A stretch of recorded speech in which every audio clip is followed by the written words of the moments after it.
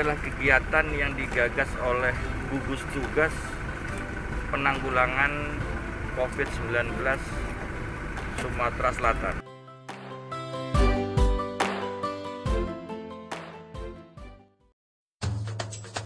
Karena ini bertepatan dengan bulan Ramadan, kita coba hadir di tengah-tengah masyarakat dengan memberikan makan sahur.